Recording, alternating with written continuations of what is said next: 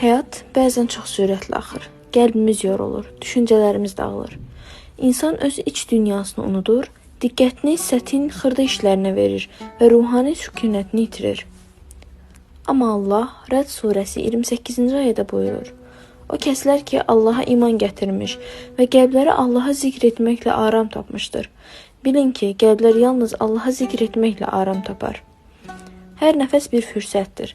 Qəlbimizi dinləmək, ruhumuzu sakitləşdirmək və içimizdəki işığı yenidən kəşf etmək üçün.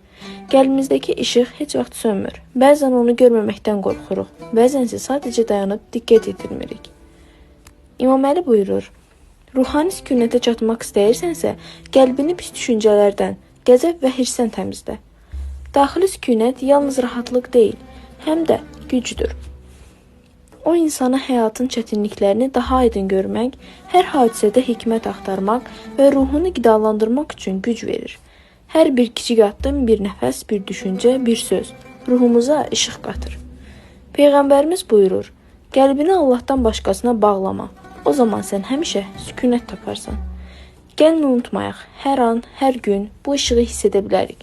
Düşüncələrimizi sakitləşdirək, qəlbimizi açıq saxlayaraq ruhumuzu yenidən bərpa edək. Sükunətə doğru atılan hər addım daxili dünyamızı zənginləşdirir, bizi həyatın dərin mənasına daha yaxınlaşdırır. Hər nəfəs bir çağırışdır.